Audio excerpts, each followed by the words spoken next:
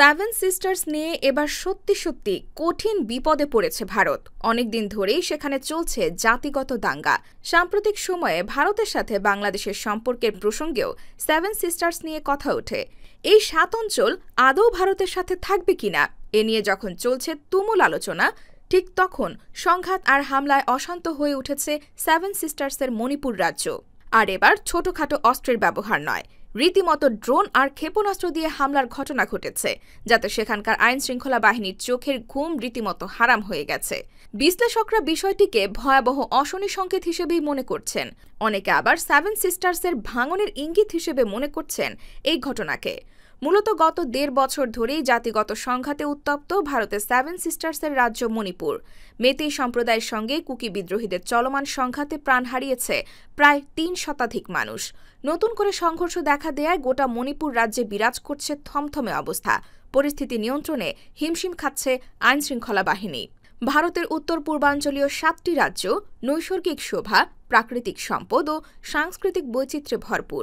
পাশাপাশি বছরের পর বছর ধরে এই সেভেন সিস্টার্সের মণিপুর রাজ্যে অব্যাহত সশস্ত্র আন্দোলন। বিগত ৫০ বছরে বিভিন্ন উপজাতীয় গোষ্ঠী নিজেদের অধিকার রক্ষায় লড়াই করে যাচ্ছে। মণিপুরের হিন্দু সংখ্যাগরিষ্ঠ মেতেই এবং খ্রিস্টান সম্প্রদায় কুকিদের মধ্যে রক্তাক্ত সংঘর্ষ শুরু হয় ২০২৩ সালের মে মাসে। গত ১.৫ বছরের সহিংসতায় প্রাণ গেছে ৩ শতাধিক মানুষের, বাস্তুচ্যুত হয়েছে কমপক্ষে ৫০,০০০ মানুষ। মাঝখানে সহিংসতা কিছুটা কমলেও আবারও মাথাচাড়া দিয়ে উঠেছে সশস্ত্র গোষ্ঠীগুলো। গত কয়েকদিনে রকেট ও ড্রোন হামলায় উত্তপ্ত গোটা মণিপুর রাজ্য। মণিপুরের অনেক অঞ্চলে সংখ্যাগরিষ্ঠ মেতেই জনগোষ্ঠী অঞ্চলে সক্রিয় আছে গ্রাম রক্ষা কমিটি। এই কমিটি অত্যাধুনিক আগ্নেয়াস্ত্রে সুসজ্জিত গ্রামের সাধারণ নাগরিকদের নিয়ে গঠিত। সম্প্রতি এদের সঙ্গেই সশস্ত্র জঙ্গিদের সংঘর্ষে প্রাণ হারান বেশ কয়েকজন। পরিস্থিতি নিয়ন্ত্রণে রাজ্যের সব শিক্ষা প্রতিষ্ঠান বন্ধ ঘোষণা করে মণিপুর সরকার। পাশাপাশি রাজ্য জুড়ে জোরদার করা হয় নিরাপত্তা ব্যবস্থা। জিরিবাম ও বিষ্ণুপুর জেলায় দফায় দফায় হামলায় বেশ কয়েকজন নিহত হয়েছেন। আকাশে একের পর এক ড্রোন উঠতে দেখে স্থানীয় বাসিন্দারা বাড়িঘরে ভীতিকর পরিস্থিতির মুখোমুখি হয়েছেন। বিষ্ণুপুর ও ইম্ফল পূর্ব জেলার আকাশে বহু ড্রোন দেখা যাওয়ায় জনমনে আতঙ্ক সৃষ্টি হয়েছে। এমন পরিস্থিতি হয়েছে বাসিন্দারা বাড়ির লাইট বন্ধ করে দেন এবং কেউ বাইরে বের হতে সাহস পাচ্ছেন না। বিদ্রোহীরা ইম্ফল পশ্চিম জেলায় ২টি স্থানে ড্রোন থেকে বোমা ফেলে।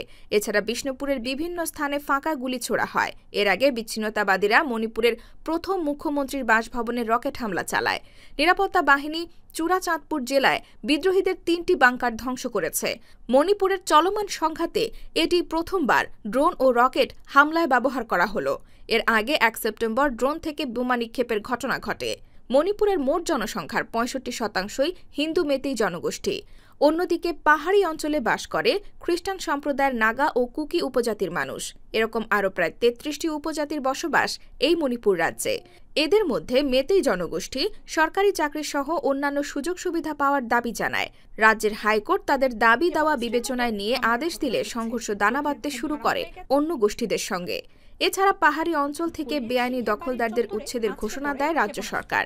সেখানে বসবাসরত বেশিরভাগই ছিল কুকি জনগোষ্ঠী। ধীরে ধীরে জাতিগত এই সংঘাত ছড়িয়ে পড়ে গোটা রাজ্যে। বিভিন্ন জাতি ধর্মের মানুষের বসবাসের কারণে একসময় মণিপুর রাজ্যকে বলা হতো মিনি ইন্ডিয়া। জাতিগত বিভাজনের কারণে এখন তা ভেঙে টুকরো টুকরো হওয়ার পথে।